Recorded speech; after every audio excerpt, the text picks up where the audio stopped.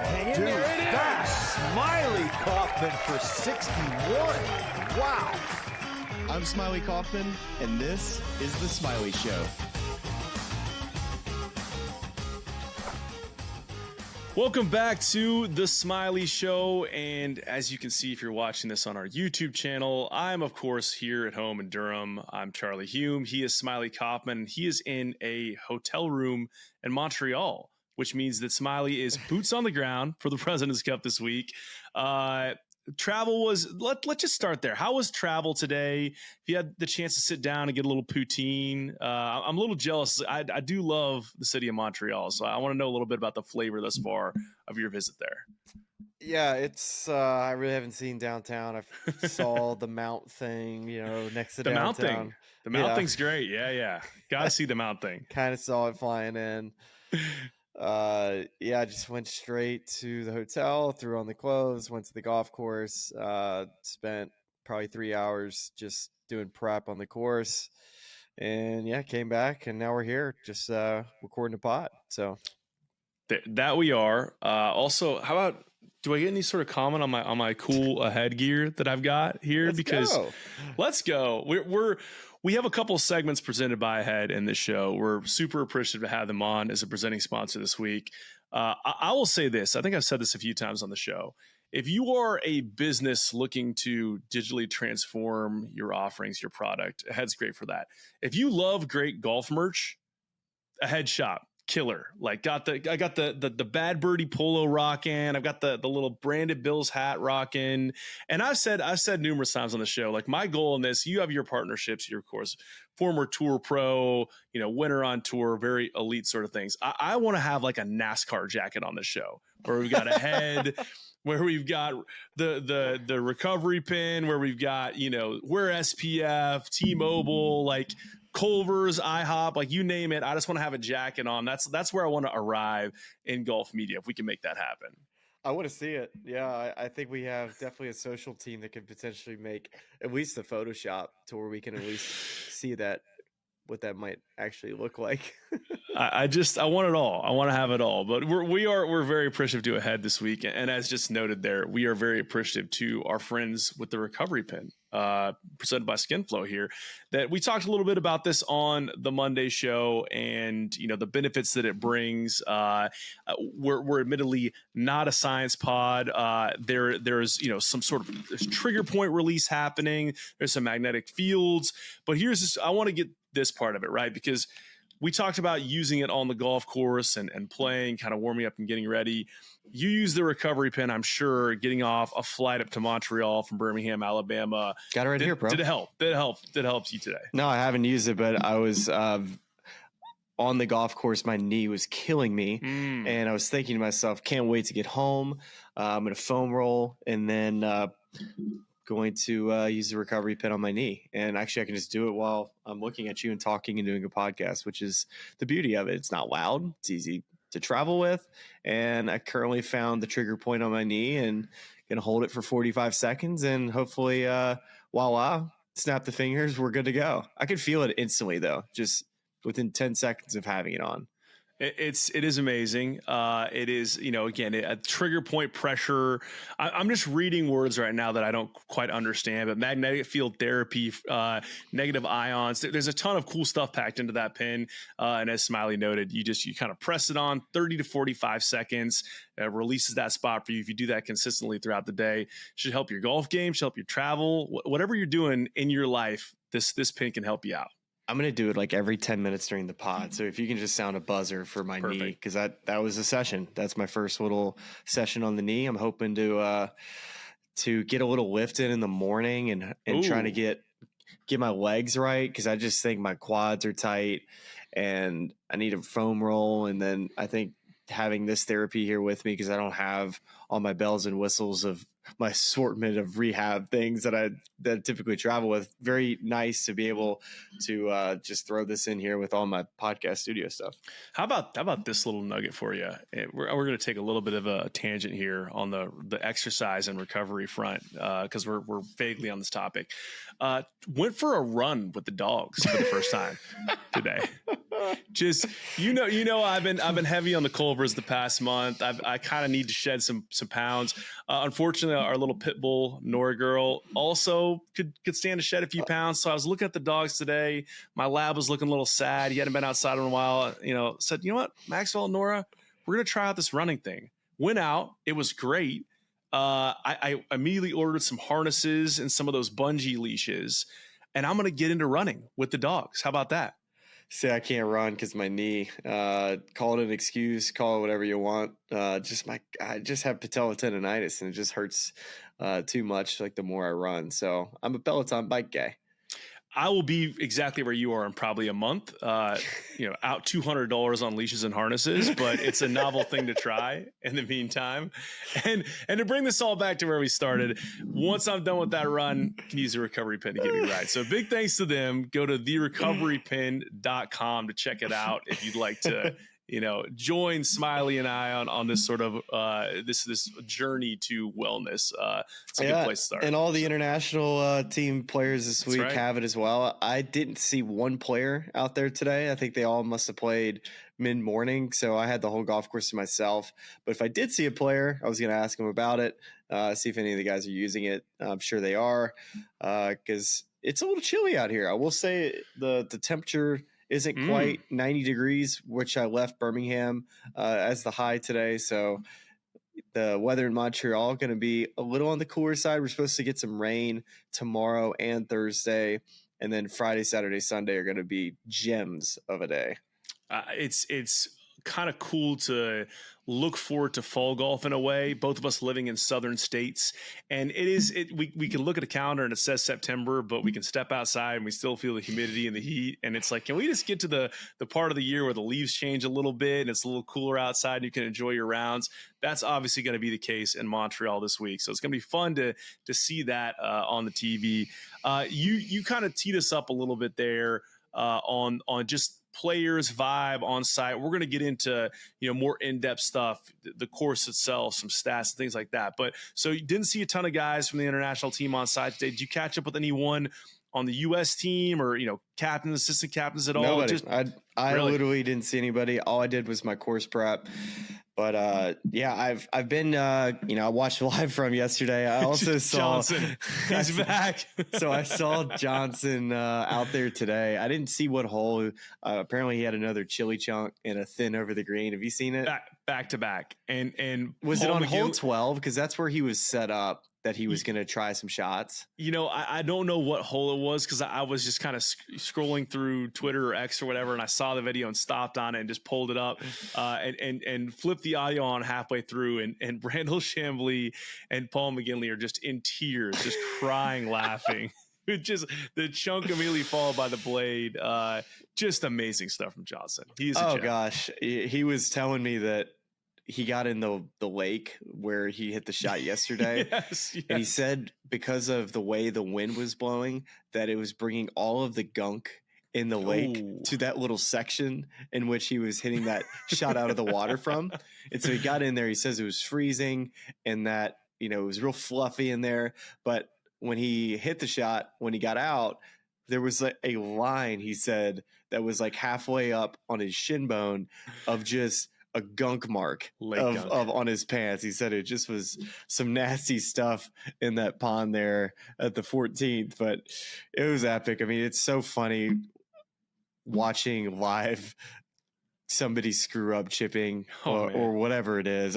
I think it's one of the best things in golf right now is when Johnson gets a wedge in his hands, because I guarantee right now, if I got in the same spot, I mean, especially with bent, like softer fairways, man, I wouldn't want to be hitting anything with spin on it. Like I don't want to put it back and just do anything but try to get one up in the air. I just don't think I'm quite ready to hit flop shots and spinners on a one take basis. Right. Well, it's very like on command. It's got to feel a little bit different, even though both of you all have played PGA Tour events in front of thousands of spectators on site and even more on television. It's a very different thing where it's like foursomes. Yeah. And how you're out of rhythm. And that's something that these guys are going to be dealing with this week.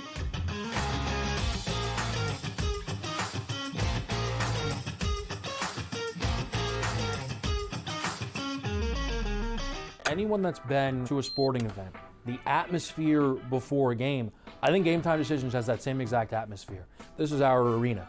This is what we do. There is going to be an energy to Game Time Decisions that you will feel night in and night out. The excitement you get when you lock your bets in, when you're figuring out what you want to do, we can zone in on the biggest games each night. I want this to be the place that people come to before the games start so they feel as ready as possible to lock in their cards. We are going to hit every single one of those markets that you need to know about. We're gonna go through every single thing, and I've got a great team behind me that's gonna help me get the job done. There is not gonna be a better place, I promise you, than Game Time Decisions to get that new information, react to it, and be able to then bet accordingly. We will have everything at our disposal, and we will use that to our advantage. I'm Kevin Walsh. Tune into Game Time Decisions from 6 to 8 p.m. Eastern on SportsGrid. Your gut says Miami is going to win, and you should take the over. Your gut also said your NFT selfies would only go up in value. They didn't. But your head is on SportsGrid and knows the QB is in concussion protocol. The backup has a 45 QBR against the zone coverage. The New York D has the most sacks in the league. So yeah, trust your head. It's smarter to be on SportsGrid.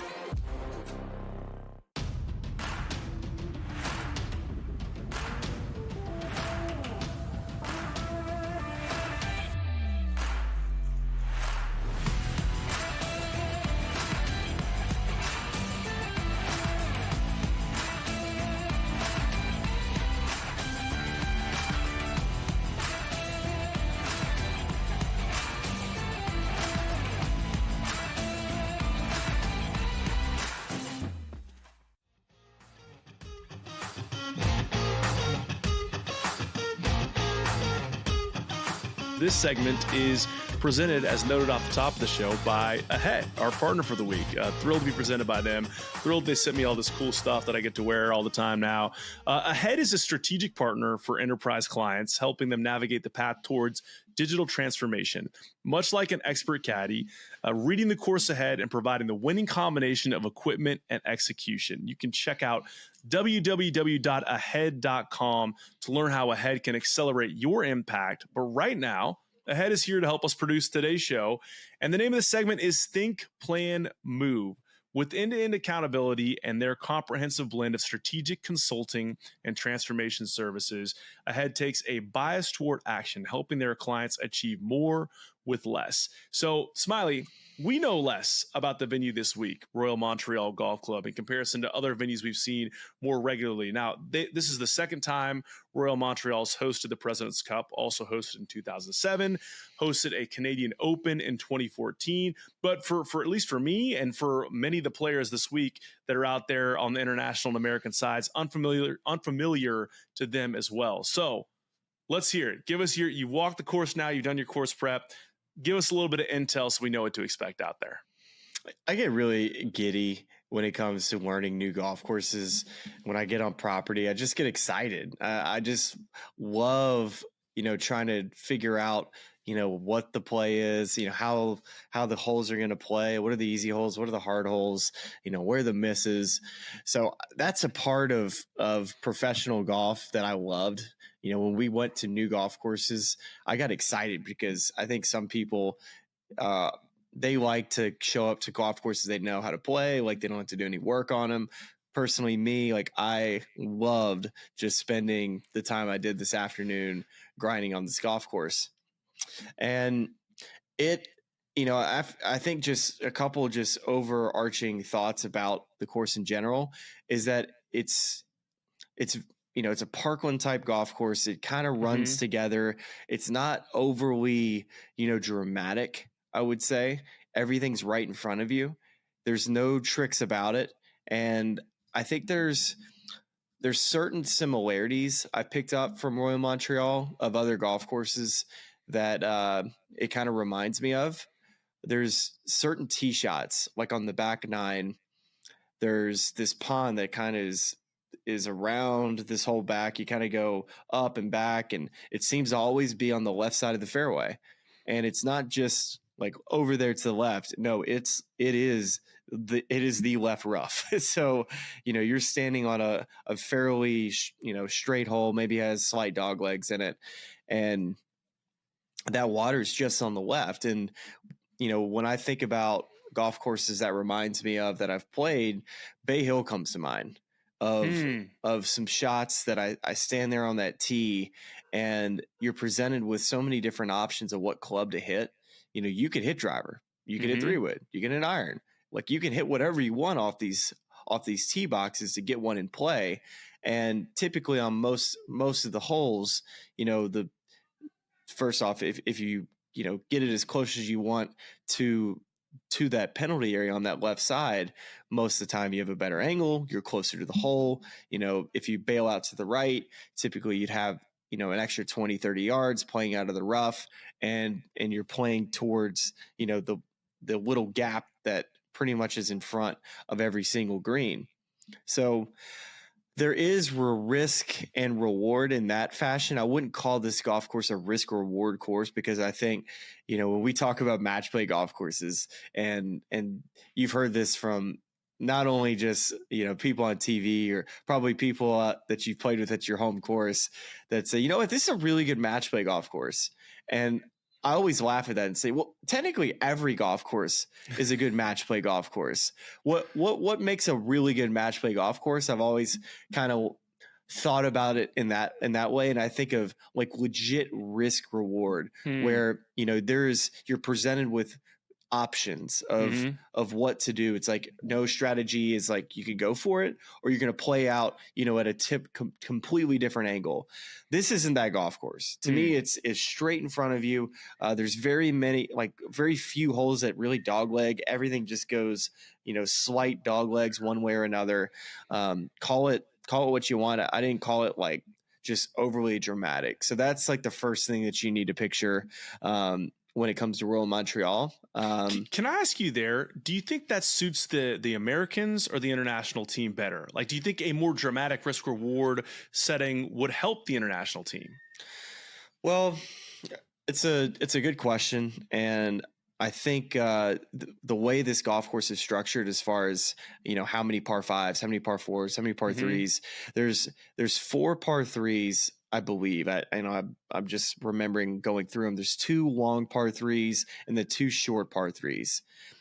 But for the most part, there's just 2 par fives on the rest of the golf course, and a lot of par fours that they didn't seem like they would be wedges. I haven't looked at all the numbers to see what these guys are going to be hitting, but it seemed like if you hit drivers off the tee, it feels like you're going to be left with that 140 to 170 seems to be kind of the area in which you're going to be left with a lot of shots. A lot of wedge 9, 8 irons is kind of what it felt like across the entire golf course. Didn't really feel as if there's too many long irons on this golf course besides the par threes. It felt like a lot of 9s, 8 irons, maybe 7 iron here and there into a par 4.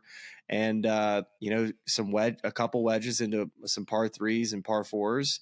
And then, you're hitting probably driver 5 wood into the 2 par 5. So how that sets up in my eye is it made me start to think about how these teams were assembled and the captain's picks. And I started getting into the minds of the captains and the vice captains and how they, pick these guys for this golf course. And so I started going through the international side. I'm thinking to myself, okay, I see some advantages of having a guy like Min Woo Lee out here.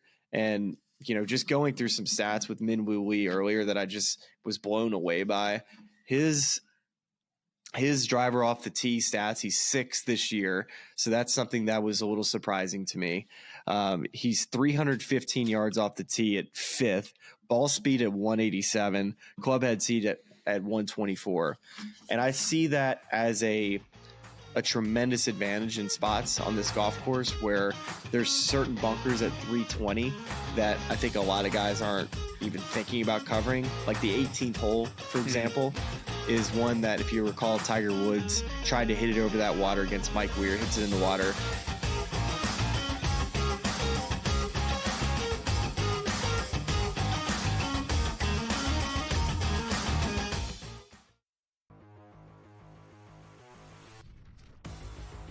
Do we have a fantasy star on our hands here, George? Here is the question with Jaden Daniels of the Washington Commanders. A lot of folks went into the fantasy season saying, hey, look, maybe this isn't Anthony Richardson, but it could be the next best thing. I'm here to tell you, I don't know. I'm sort of feeling like Daniels could be better than Anthony Richardson. I don't know if I'm going to go there yet, all right, but I think he's in the conversation, yeah. What did we hear at draft time? A lot of people wanted a quarterback who could move. Right, you don't want the guy who's going to take 5-7 steps and throw the football anymore, because you want that additional rushing yards. You know, you get 50, 60 yards, that's a touchdown. Right, that's why Josh Allen is so valuable. Lamar Jackson is so valuable. Right, you go up and down. Jalen Hurts. You go up and down here. I think Daniels is going to be a good quarterback. I think Washington got their guy, and he can throw the football too. We know McLaurin's a really good wide receiver. It may not be much else there. We'll see what McCaffrey can be. Luke McCaffrey can be there in time. But you know, I do have hope for him. I think at season's end he's going to be a quarterback one. It may be a low end quarterback one, but a quarterback one nonetheless. Yeah, I was really impressed watching him in that game. All right, now Anthony Richardson, look, he's going to have a big year. He's going to have a big fantasy year. There's no question about it. I don't know about the long-term viability here. And look, give him credit. He hung in there with the Houston Texans. My fear for him, George, is that when you go back and you watch film, if you protect the deep ball against Richardson, he could hurt you with his legs. And that may be where all of his fantasy value is coming from. I cannot see him throwing 2 70-yard bombs like he did again. That should come in time, right? Practice time. I think he will get better here. I think Richardson's going to be fine. Does need to learn how to avoid hits. All right. Once again, remember that hit from Tua last night? He initiated it. Slide. The rules are made for you not to get hit. Take advantage of them.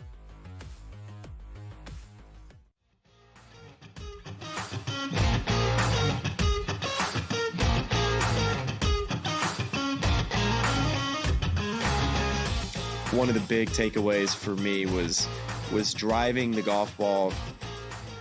It's going to be, I wouldn't call it challenging, because it's not necessarily intimidating.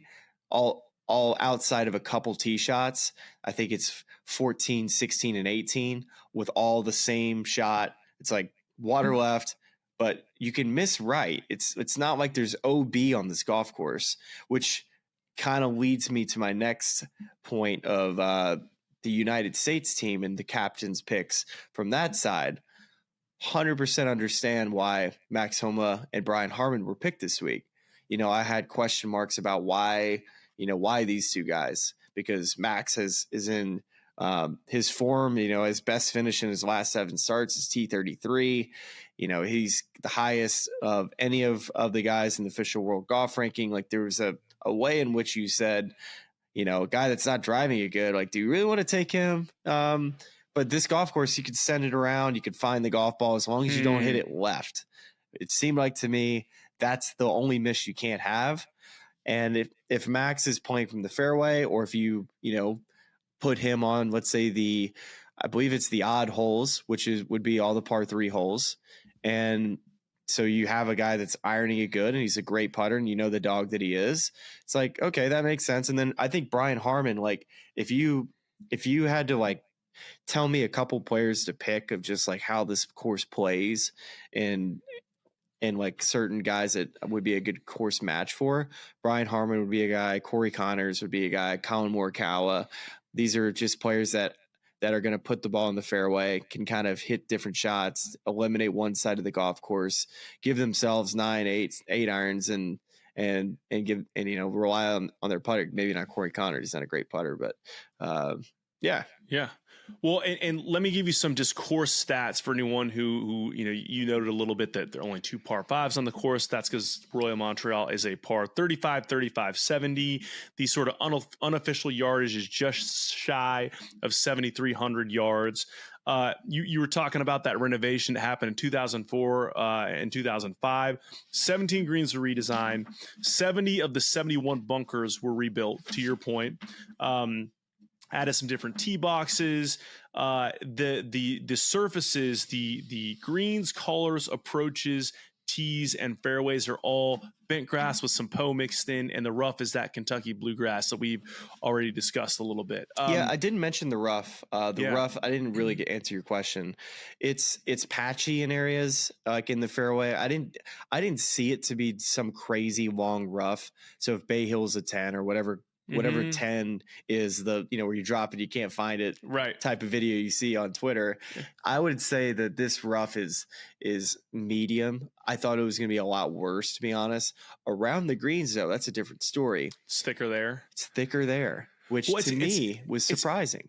It's interesting to me, and I wonder if this has something to do with it. And you said it's supposed to rain tomorrow, which is kind of tough because apparently there was 10 inches of rain in August with a flooding event that closed the course for a few days. And as a result of that, they've had difficulty mowing the rough. So I wonder if that has something to do with the way the setup is, and if rain tomorrow is going to make it tough to set it up, in a more difficult way, or maybe let the rough grow more and get it to a more difficult level. I'm not sure which way you think that's going to go. Well, it's hard for me to really say because I did throw golf balls in the rough, and I wasn't necessarily intimidated by the lies because, first off, this golf course gives you run-up areas on just about every single hole. There's very few holes that have elevated greens and forced carries. So when we talk about what makes rough challenging, there's two ways to do it, or golf courses in general. What makes it play more difficult, and it's firm greens, elevated greens, and then if you don't allow balls to run up short of the green. And so this golf course, to me, the rough is not crazy thick in the fairway, or it's spotty, you'll catch your eyes, but you're given an opportunity to run everything up so you can play everything to the front of the green. I didn't think the greenside bunkers are that deep. There's a couple that you have to avoid on this golf course, but even to the fairway bunkers, I'm challenging them because I didn't find the fairway bunkers to be that deep as well. When we think about golf courses like Muirfield Village, their fairway bunkers are deep, big lips. This golf course, to me, the sand looked fairly thin, looked much more on the non-fluffy side, which everyone seems to like when we talk about from a player's standpoint. More playability, more spin around the greens, but also nice for short middle irons playing out of a lot of par fours on this golf course. So I think it's going to lead, I believe, to I understand why Mackenzie Hughes was picked, because I think you're gonna have to make some putts, and that was something that surprised me a little bit about this course, is that I didn't expect it to be quite a putting contest, because I thought there was gonna be some challenges tee to green.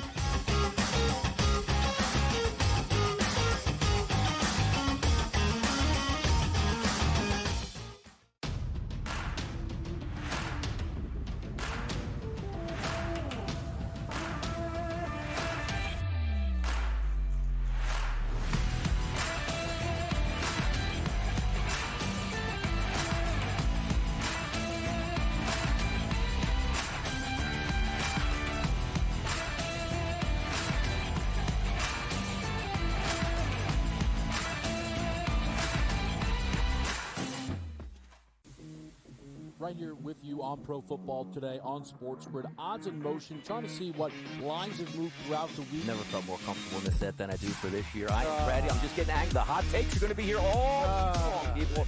What in the world is going on in Miami, Dom? It's not particularly anything to shy away from just because many people are on top of it. Hot take, hot take. I think this line is asking you once again to take New Orleans. Pro Football Today, only on SportsGrid. Simply put, the only way to bet this is over/under win total. I love Tyronn Lue. I think he's one of the 5 best coaches in the league. But my dear friend George Sorless told us to me a long time ago, you can't win if you don't got the talent. Unfortunately, I don't think the Clippers have the talent to match up. Betting above the rim, only on SportsGrid. Brian Daboll has been feeling it. He's in a foul mood. He's having stare downs with Pat Leonard and everything else. John Mara wants Brian Daboll to go and get the next quarterback. They tried to get the next quarterback. We all watched it on Hard Knocks. They couldn't end up with Daniels.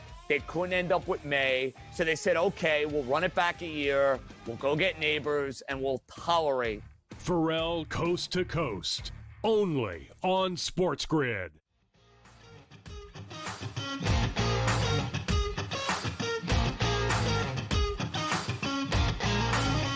I think this golf course is going to really have a bit of pucker factor on the back nine, which I think is going to make for some interesting wild shots. I think it's going to make for turnarounds and matches, which is, I think, makes it interesting for a viewer. Front nine is going to be a bit sleepy from a viewer's perspective, but once you get to the back nine, it's going to have a really cool look to it. And remember that who cares about the golf course? Like, it doesn't need to be, Augusta National. Get these guys playing against each other. It doesn't matter. They're going to show emotion. The crowds are going to be great. And you could play this thing, on the best a Muni golf course, and it still would elicit the same reactions from these players. Yeah, I mean, I think that a huge part of the host venue is the people that are going to show up and create the experience. And we've seen the past couple of years, the Canadian Open, just how in love with golf these fans are. And so I think that's going to be a really, really cool part of this week, is just how they're going to show up and influence the proceedings. And I think that nicely sort of segues us into the next section of the show, Smylie, once again presented by our friends at Ahead. So let me kind of tee you up here. This is what I got. So Ahead builds and manages digital platforms that power the most successful organizations in the world. Their consultative approach, unmatched engineering, and innovative solutions combine to accelerate the impact of technology in every client they serve. Ahead takes a cross-domain approach to solving complex problems, integrating solutions across the technology stack, and bridging the old with the new, relying on their heritage of modernizing legacy infrastructure to blend with cloud-native skills, all of which you can learn more about by going to www.ahead.com. So what Ahead does, Smylie, there is they kind of stitch it all together, all right? Here's what I want you to help us stitch together right now.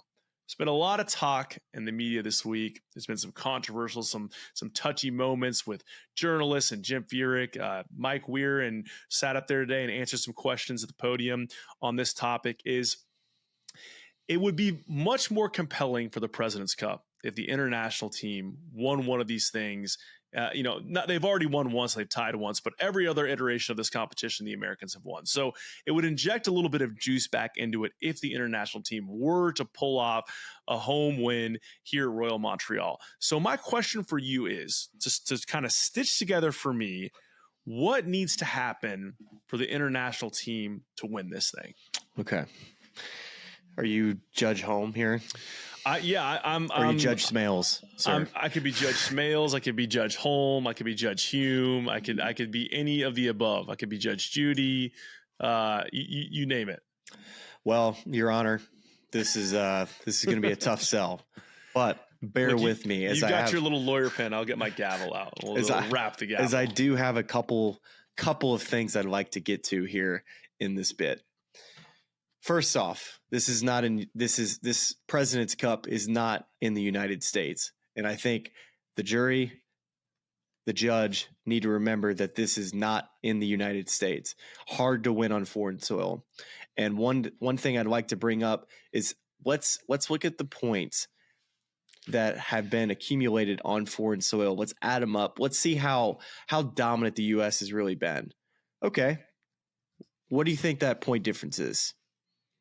I think it's a lot less on the road than it is at home. On foreign soil, 98.5 points has been accumulated for the U.S. side and 95.5 from the international side. So we're talking razor thin lines here. If we go back to just Royal Melbourne, how close they were, they came off. It's the best start the internationals have got off to. They've been down in that first session 8 times. The only time was at Melbourne, in which they got off to a 4-1 start. Quail Hollow, that team was, from an official world golf ranking perspective, the worst international team that they've assembled. A lot of that had to do with Live Golf. Guys that were way down the list ended up making that team. This year, that team was 32 points on average behind the United States. This year, it's closer to 20, which is actually right around that 2019 number when we're talking about comparing the official world golf rankings between the two sides. Now, there are some overwhelming numbers when it comes to just the rankings of these two sides. But the one other thing I want to mention just from, outside the international side is that the rookies on foreign soil, the United States rookies, I should say, are 45, 64, and 19. So these guys, they have 4 rookies on this team, only 2 for the international team. So there's a way in which now we're talking about international soil in which the U.S. is already, they're not dominating on foreign soil. They are winning, but they're not dominating. And now you have 4 rookies that are new to the President's Cup. So that's kind of just some numbers I wanted to throw at you. But how is the international team going to do this? Well, we're going to need a lot. We're going to need a lot from our stars. Let's go to what we saw at the Ryder Cup. Like, why did it seem like the European side was so dominant? Jon Rahm, Victor Hovland, Rory McIlroy, their stars showed up. They're going to need their stars to show up to give them points. And to me, their stars need to be Hideki Matsuyama, Corey Connors, and then some combination of either Jason Day or Adam Scott. Like, you have to have, of those 4 guys, you really need them all to have solid President's Cups. But then you're going to have to find something from cast of characters of who's going to be the guy to take that leap into, potential President's Cup leading point getters. And there's the next group of guys that I think that if they have really nice weeks, that they can build off of, maybe like a Tom Kim from the Quail Hollow, how well he played. He would be a guy. I think you have to have one guy between Mackenzie Hughes and Taylor Pendrith to have good weeks. You can't have Corey Connors and Taylor Pendrith go 0-4 like they did at the President's Cup.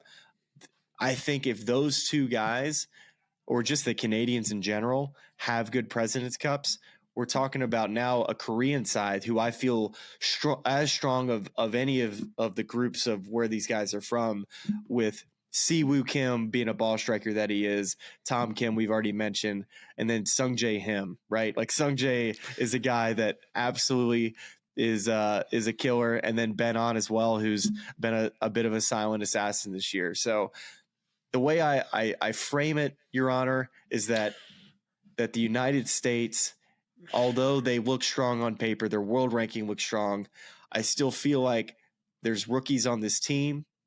There's plenty of star power in the international side. They do need it to show up. They need their stars to play well. They're going to need some guys to the combination of making these picks like Mike Weir made with Mackenzie Hughes for his putting. He's got to putt good. Min-Woo Lee with the driver. He's got to drive it good. Like, we can't have these guys' superpowers not show up.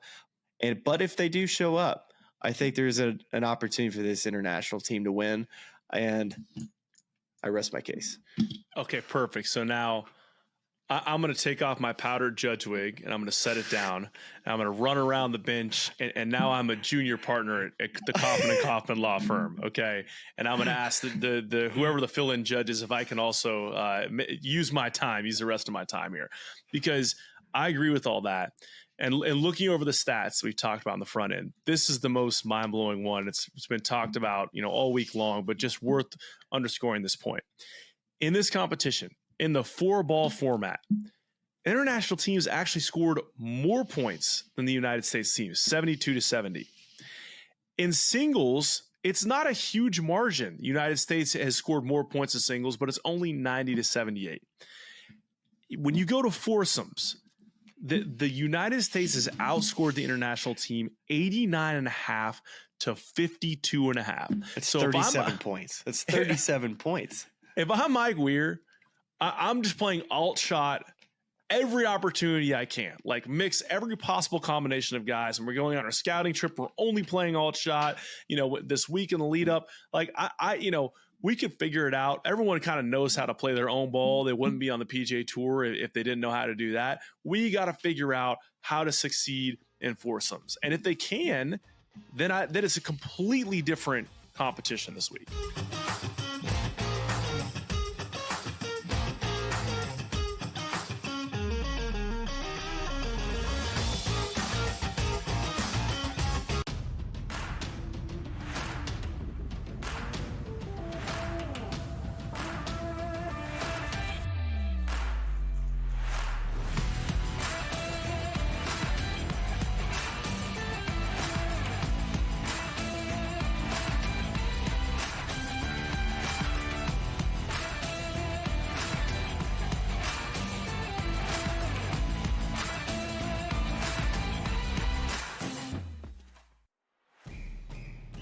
It's a new era in CFB to start off this year, put on full display. My take on this game is simple. I know some people will be upset about it.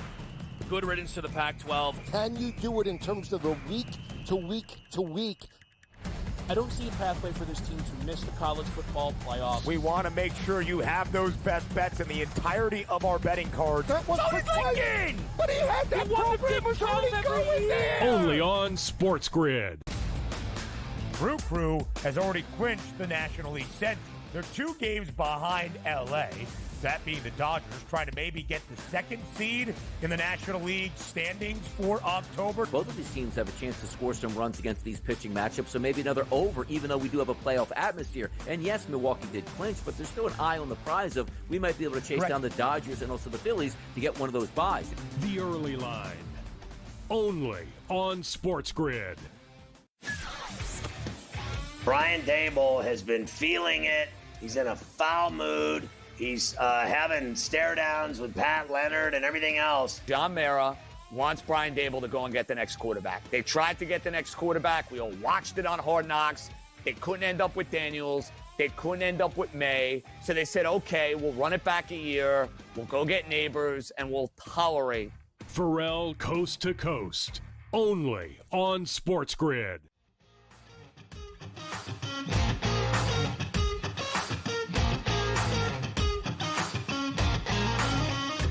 I think it's so important for them to get off to a good start.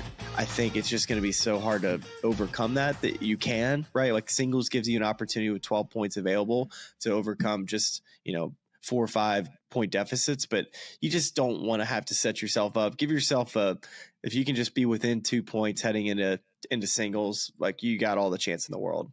Yeah, the team leading after that first session has won this President's Cup 11 times. So you want to kind of get out there early and kind of, get yourself a little bit of a buffer, especially if you're the international team heading into foursomes the following day. Yeah.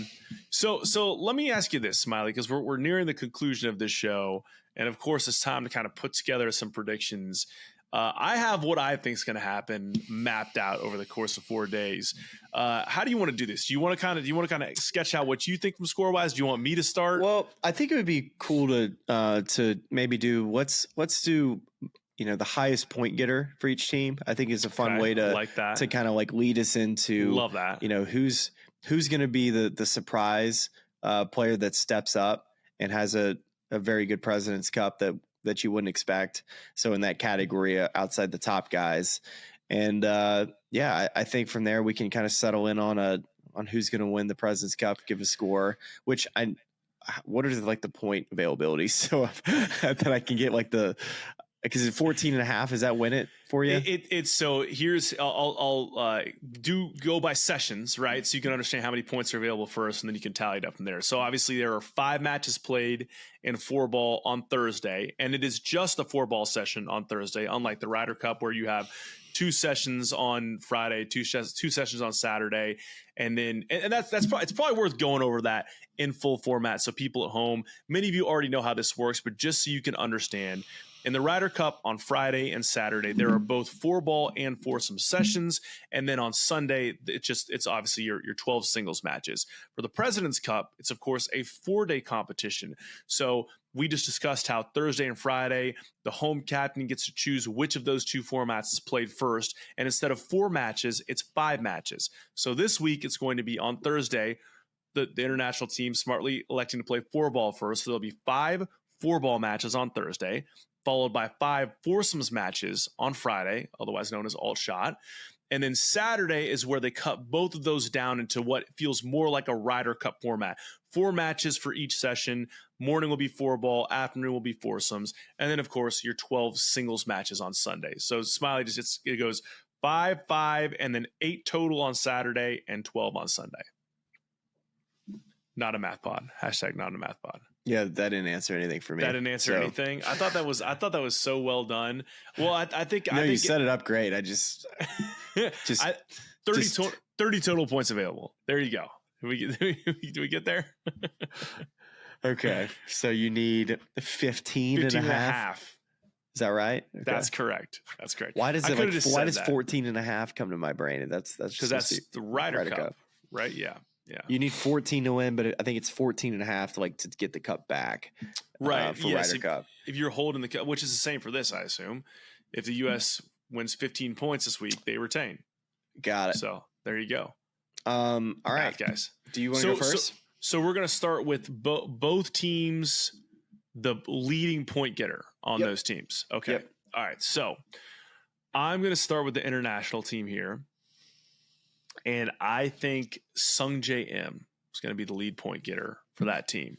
Just felt like he had a couple, aberrations this year in majors, but he had just that incredibly solid stretch.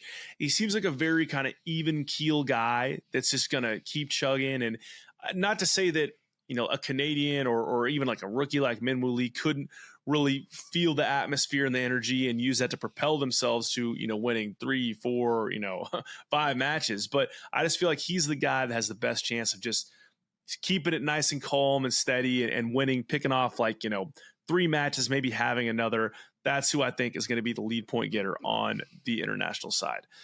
On the American side, this is kind of like a tricky one because, obviously your mind wants to go to Scottie Scheffler, but hasn't had the greatest record in team competitions the last 2 times out. There are some, obviously I think the Gall is going to have a huge President's Cup, but as a rookie, it's tough to kind of put your eggs in that basket out of the gate. So I'm going to go Colin Morikawa here. I mean, just another guy, phenomenal season, should have won the Tour Championship without starting strokes. A guy that I think is going to come in really hungry if you're talking about Scotty, Xander, and Colin being your big 3, so to speak. Those other 2 guys have 3 of the 4 majors that were won this year. So I think Colin's going to be a guy that's going to want to come in and prove a big point this week. So I think he's going to win the most points on the American side. All right.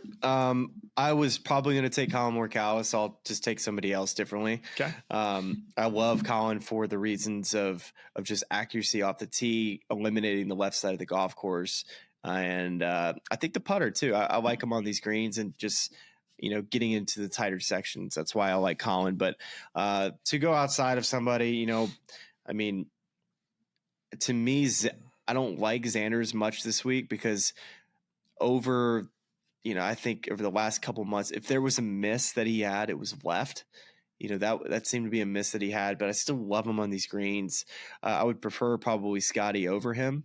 But it's kind of boring, right? You don't want me to say Scotty, but I'm going to give you Scotty Scheffler as a leading point getter.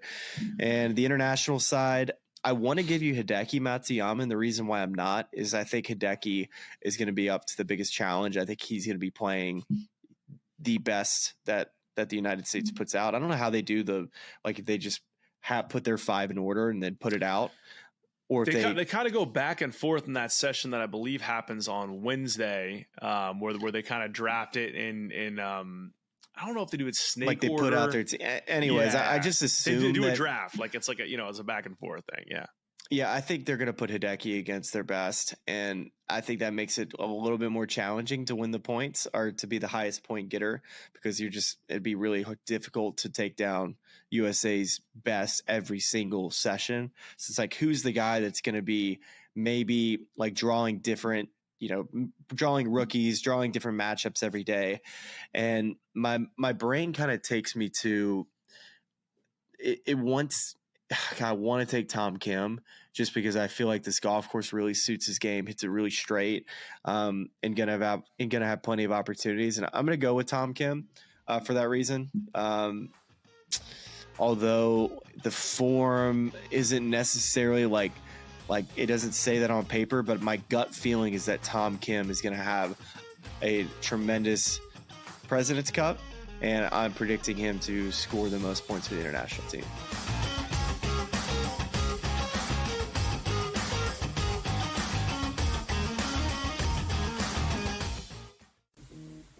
Right here with you on Pro Football Today on SportsGrid. Odds in motion, trying to see what lines have moved throughout the week. Never felt more comfortable in this set than I do for this year. I am ready. I'm just getting angry. The hot takes are going to be here all long, people.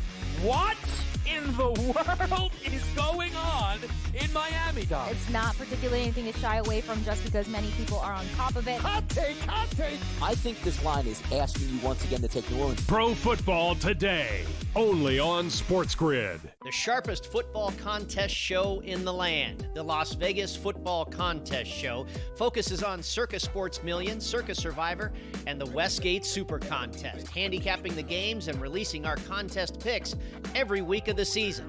With two former Super Contest winners, Brady Cannon and James Salinas, a former NFL player, Mike Pritchard, and over $1 million in contest prize money won combined, the Las Vegas Football Contest Show will have you prepared this season like none other. There is going to be an energy to game time decisions that you will feel night in and night out. We're going to go through every single thing, and I've got a great team behind me that's going to help me get the job done. I want this to be the place that people come to. We are going to hit every single one of those markets that you need to know about. There is not going to be a better place, I promise you, than Game Time Decisions. We will have everything at our disposal, and we will use that to our advantage. I'm Kevin Walsh. Tune into Game Time Decisions from 6 to 8 p.m. Eastern on SportsGrid.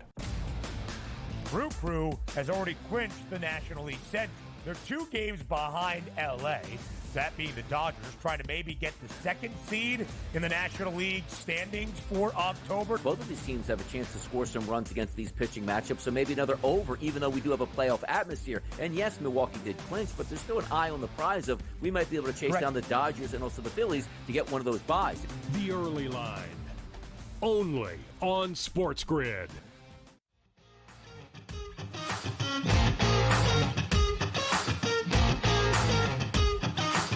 I've thought about this long and hard, and I see a world in which the United States shows up, they play free, and they dominate, and they win this thing similar. They won a lot, by a lot. None of those added up to 30, by the way. Wait, you didn't subtract too? It's honestly, there are people out there probably think it's a bit like we're just this bad at math. I wish we weren't, but we just are. Okay. All right. So I think this is a buzzer beater. I've gone to, yes, the United States is going to go and just absolutely wear them out. I'm not there. I think this is going to be really close. And part of me thinks that the international team is going to win. I feel it in my gut. And I want to just make that prediction, but I think there's just too many guys like a Wyndham, like a Sahith, like a Sam Burns that I think step up. That it's just too. I think it's just too much, and I think it ends up being very, very close. I think it comes down within the last couple matches. I'm going to go with 15.5 to 14.5 United States. Wow. I love it. That's going to make for compelling television. I agree with you. Like, it's all of us want to find the world in which this thing gets interesting and the internationals pick off a home win, and all of a sudden we care more about the President's Cup again. But I think for me, where that whole thing breaks down is just looking at the Sunday singles lineup. And that's no disrespect to the guys on the international side. It's a huge compliment to all the firepower the Americans have throughout the entire lineup. And even the guys that aren't like obvious firepower guys like a Russell Henley, I think he's just going to be a phenomenal match play competitor and do really well this week. So I think I think Mike Weir could dial up some magic in those first 3 days and keep it close, but I just think singles is where it's just going to be tough for them. Jim Furyk didn't have the best go at it the last time he was the captain for the Ryder Cup, but I think he's learned a little bit from that experience, and I actually think he's going to be able to motivate these guys, because it would be easy for me to think that these guys are just going to kind of show up and expect to win. I don't think Jim Furyk's really wired that way. I think he's going to really, try to get these guys intense and ready to go right from the get-go. I don't think it's going to be easy. I think it's going to be a battle. This golf course doesn't lend itself to be able to just cruise around it. You got to be able to go out on that front nine, make some putts, and then on the back nine, play some strategic, aggressive golf that's at really tight targets. So you're going to have to go up and play some good golf. And it's not easy to win on the road, as I've laid out here before. And I think the USA just narrowly gets it done. Well, there you go. So it's Smylie's on the record for 15.5 to 14.5. I have 17-13. Both of us have the Americans winning the President's Cup yet again. So we'll have to wait until that's actually something I should know. Do you know where are we next hosting the President's Cup? Is it back Quail Hollow again? The next President's Cup is no, it's not at Quail Hollow. It's going to be in the U.S. Where would it be? We're looking it up right now. Medina. Oh, that's exciting. Yeah, that's going to be sick. That's going to be very sick. And then it's in Royal Melbourne in 28. Which is also very, very sick. Yeah. Look at that. So that's what we got for you. Smylie, I'm going to let you wrap things up. Go get some poutine. Have you ever had poutine before? Huh? Have you ever had poutine before? No. Oh, buddy. I'm about to just Uber eat something. It's already 7:40. It's been a long day. Got up at 4:40. So yeah, it's been a long one. You know those cheese curds we had at Culver's? Yeah.